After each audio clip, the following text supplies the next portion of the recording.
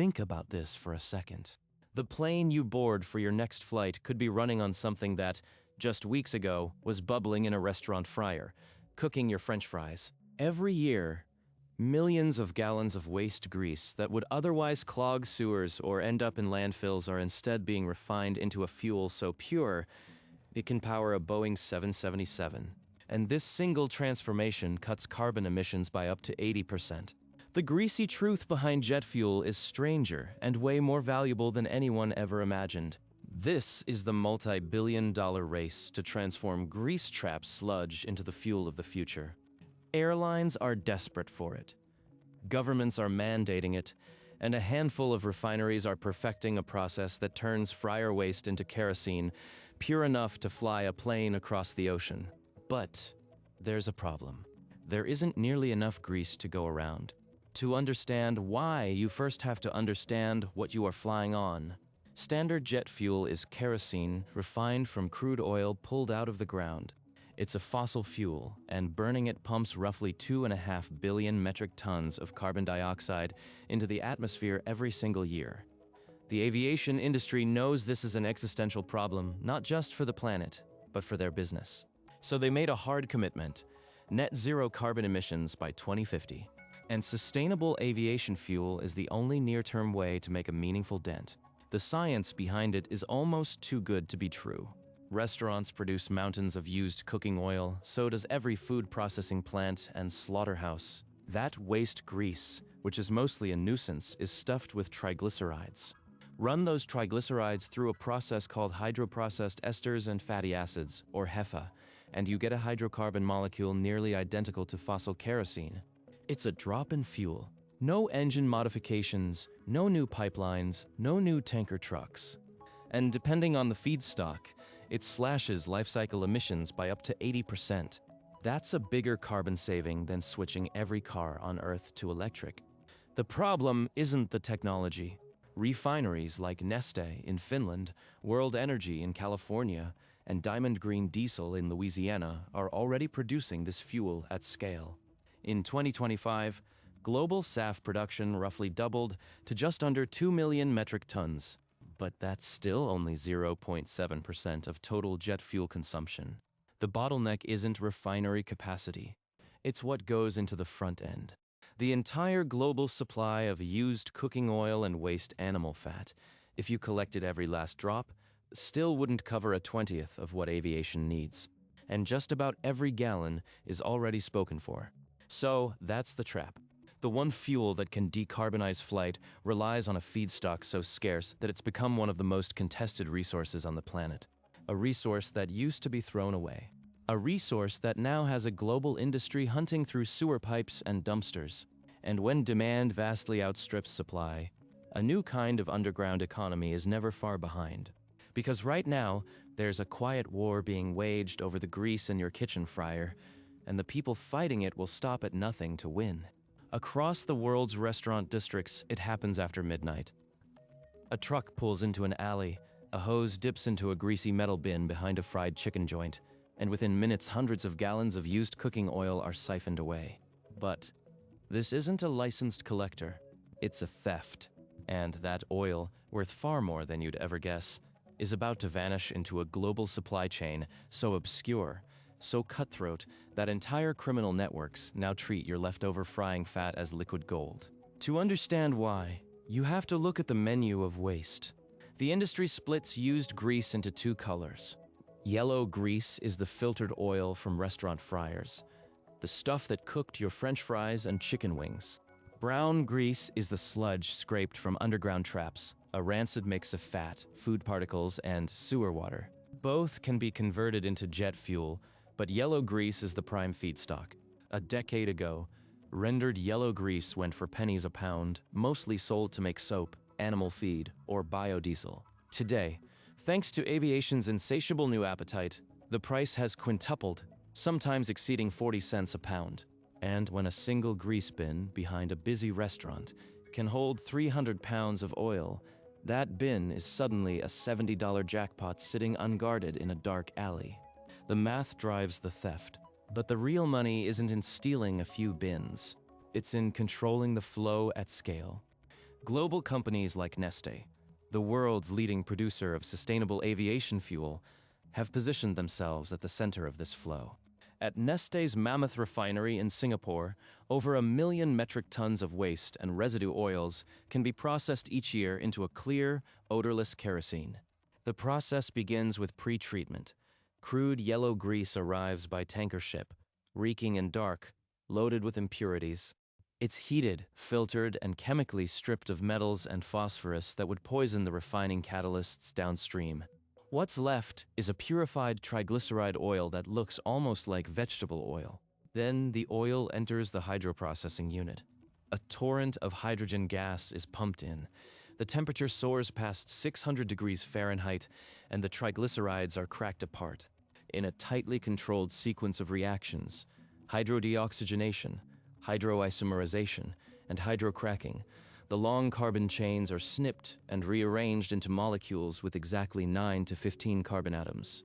That's the sweet spot for jet fuel. Out the other end flows a synthetic paraffinic kerosene, chemically indistinguishable from the fossil-derived fuel that powers a Boeing 777. It is, in every operational sense, identical. You could pour it straight into a jet engine at O'Hare or Heathrow, and not a single instrument would register the difference. That drop in quality is why airlines, engine manufacturers, and regulators have all agreed sustainable aviation fuel is the future. And governments are forcing that future onto the present. In 2023, the European Union adopted Refuel EU Aviation, mandating that all jet fuel uplifted at EU airports must contain 2% SAF starting in 2025, rising to 6% by 2030 and 70% by 2050. The United Kingdom went even further, legislating a 10% blend by 2030, with sub-targets for synthetic fuels. The United States launched the SAF Grand Challenge, targeting 3 billion gallons a year by 2030. These mandates aren't voluntary goals, they are legally binding requirements. Any airline that fails to comply faces fines, operating bans, and a public relations nightmare. So the carriers scrambled to secure supply, signing enormous off-take agreements with Neste, World Energy, and Diamond Green Diesel. United Airlines, Lufthansa, Air France KLM, and Amazon's Prime Air fleet all locked in multi-year deals worth billions. The result is a supply bottleneck of historic proportions.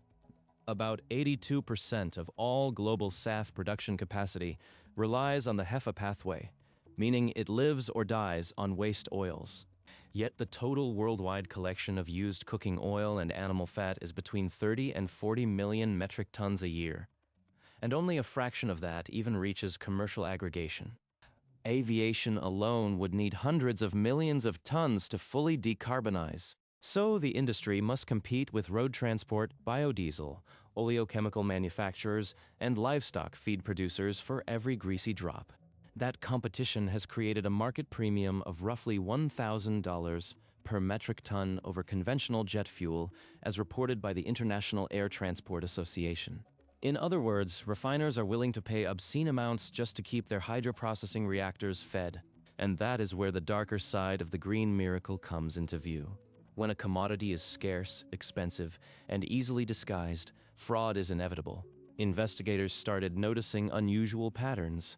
Shipments of used cooking oil entering the market from countries that didn't have nearly enough restaurants to generate it. Tanker loads of material that looked suspiciously clean, too pure to have come from a fryer barrel. It didn't take long to realize that virgin palm oil, virgin soybean oil, and other first-use vegetable oils were being laundered as waste grease. These virgin oils, of course, are linked to deforestation, land use change, and massive carbon emissions. If they find their way into a SAF refinery, the resulting fuel might look the same chemically, but its life cycle carbon footprint could be worse than fossil kerosene. The entire premise of sustainable aviation fuel, the 80% emissions reduction that airlines boast about and governments bank on, collapses. And yet, the pressure to keep the tanks full has never been greater. The whistleblowers who tried to sound the alarm discovered something chilling. The system designed to certify the green credentials of this fuel is riddled with loopholes. and exposing those loopholes meant going to war with a trillion-dollar industry that would rather you never asked where the grease actually comes from. The system that was meant to guarantee the fuel's green credentials is called the mass balance chain of custody. Here is how it works. A refinery buying a tanker of used cooking oil logs the volume, estimates the carbon intensity, and passes a certificate to the airline. That certificate allows the airline to book an emissions reduction, even if the physical molecules were mixed into a pipeline with fossil kerosene. The whole scheme depends on the integrity of the supply declaration, that the oil really was waste, really collected from fryers, really not virgin palm oil from a freshly cleared plantation. But verifying that integrity at scale is almost impossible. The certifiers audit paperwork, not pipes. They rely on sampling, shipping documents, and the honesty of intermediaries who stand to make millions from fibbing. The cracks became undeniable in the biodiesel market, which runs on the same feedstocks. Investigators with the European Anti-Fraud Office uncovered a web of phantom shipments. Traders in China, Malaysia, and Indonesia were exporting vast quantities of virgin palm oil but labeling it as used cooking oil. The price differential was immense. Palm oil carried a sustainability tax, while waste oil commanded a green premium. So they simply relabeled it. Customs databases showed that China alone claimed to collect nearly 2 million metric tons of used cooking oil a year from its households. Auditors later estimated the real available volume was a fraction of that. The rest was phantom, and some of that phantom oil found its way into jet fuel. The aviation industry's response has been quiet, because nobody wants to break the spell. Airlines have publicly trumpeted their SAF-powered flights, holding press events with oil recyclers and environmental groups. A Lufthansa flight from Frankfurt to Chicago, powered partly by fryer grease, makes headlines. But no airline writes a press release about the batch that might contain illicit palm oil. The system functions on an honor code, and the honor code is under assault from every direction. Whistleblowers at sorting facilities have reported tanker trucks arriving with seals already broken, paperwork pre-signed, and oil that smelled clean, not like chicken grease. They spoke to journalists, to regulators, and then they were fired. The whistleblower protections that apply to public companies don't extend far into the grease collection underworld. But here is the part that truly chills the industry. Even if every gallon of used cooking oil were legitimate, it still wouldn't be sustainable enough to hit the climate targets, because the carbon math that gives SAF an 80% reduction relies on a critical assumption that the waste would have otherwise been dumped or burned. If you create a market where grease becomes permanently valuable, that assumption starts to erode. Suddenly, restaurants that used to donate their old oil are demanding cash. Industries that once paid to dispose of waste fat are now selling it. And when demand exceeds supply, the incentive to generate more waste becomes a perverse economic force. There are already documented cases of vegetable oil being deliberately used once to create waste that can be sold at a higher margin than the food itself. It's no longer a waste product. It's a co-product, and the carbon accounting that underpins the entire sustainable aviation fuel mandate was never designed for that. The mandate machine, however, doesn't stop. The International Air Transport Association estimates that SAF production must grow 30-fold from 2024 levels just to reach 2030 targets. New hydroprocessing plants are breaking ground around the world. Shell in the Netherlands, Total Energies in France, Philips 66 in the UK. Each one will demand a river of feedstock that does not exist. So the pressure to bend the rules, to cut corners, and to look the other way will only intensify. The greasy truth is that aviation's green miracle is teetering on a knife edge, and the next crisis won't be about physics or chemistry. It will be about trust. And what happens when that trust breaks is already playing out, because the same forces that turned used cooking oil into a billion-dollar commodity are now incubating a far more expensive, far more radical solution.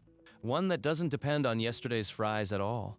And the race to perfect it has begun in a heavily guarded laboratory in the desert. In the Atacama Desert of Chile, where rain hasn't fallen in centuries, a low concrete complex bristling with solar mirrors pipes captured air into a reactor. Inside, carbon dioxide and water are split, recombined, and catalytically transformed into a clear liquid that is chemically identical to jet fuel. But this liquid never touched a fryer, never dripped from a grease trap, never required a single drop of vegetable oil, virgin or waste. It was cooked up from nothing but the desert wind, the desert sun, and carbon captured straight from the atmosphere. The plant is called Haru Oni, and it marks the arrival of the next chapter in the sustainable aviation fuel story. The pathway is known as power to liquid, or PTL. It uses renewable electricity to split water into green hydrogen, then fuses that hydrogen with carbon dioxide to build a synthetic hydrocarbon. The result is sometimes called e-fuel. It has none of the feedstock scarcity that bedevils HEFA. No one can steal the wind. No one can launder palm oil as desert air. And because the carbon dioxide was already in the sky, burning it simply returns it to the atmosphere, net zero. That's the promise, and it's why the European Union's Refuel EU mandate requires that synthetic fuels supply a growing share of aviation's fuel by 2050.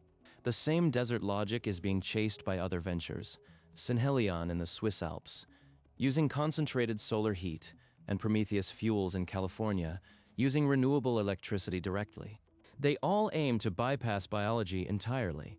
But here is the catch, and it's the one detail the press releases rarely mention.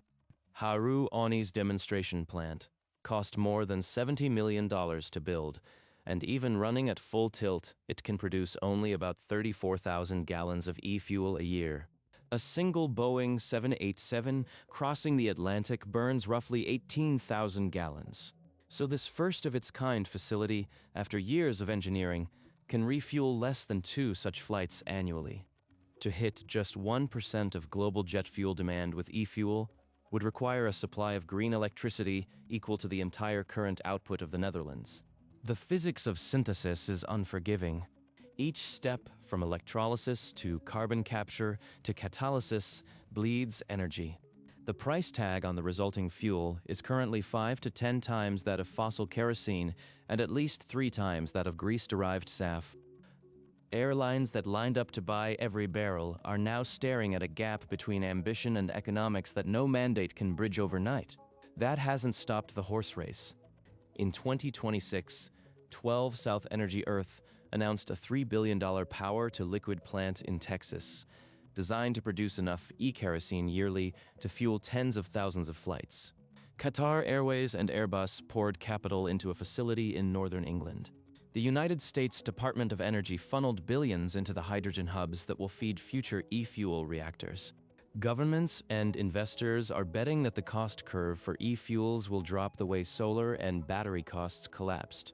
They're betting that the Greece war will be a footnote, a messy and morally fraught stopgap until the clean molecule factories come online. And here is where the story takes its final strange turn. Even as the desert labs scale up, even as synthetic kerosene streams out of shiny new reactors, the regulatory bookkeeping that defines green is already being stretched around e-fuels just as it was around waste grease. If the electricity powering an e-fuel plant is not fully additional, if it draws from a grid that still burns coal, the life cycle emissions can be worse than conventional kerosene. The very same certification bodies that struggled to police palm oil fraud now face the challenge of verifying that 1 trillion watt-hours of clean power really came from a new wind farm, and not a fossil plant down the road. The loopholes are being baked in before the first commercial barrel is even sold. And so the greasy truth that began behind a restaurant fryer circles back to a fundamental question. Can a trillion-dollar industry that moves too fast for its own rules ever be truly green? The answer won't come from a refinery. It will come from who controls the paperwork, who counts the carbon, and who demands the truth with enough force that no one can look away. Because the grease in your fryer, the sludge in the trap, the desert lab turning air into kerosene, they all point to the same thing. The biggest technological transformation in history will be built on the smallest details: a collection contract, a customs form, a carbon certificate. And those details are only as strong as the people willing to demand integrity. Aviation can decarbonize. The science is there. The waste is there, if we're honest about what's really in the barrel. The desert air is there, if we're willing to pay the price. What's missing isn't a miracle fuel. It's the courage to count correctly. If stories like this matter to you, if you believe that understanding how the world really works is worth 12 minutes of your attention, then subscribe to this channel. We dig into the systems that power your life, from the grease trap to the stratosphere, so you never look at a plane the same way again. Thanks for watching. See you in the next one.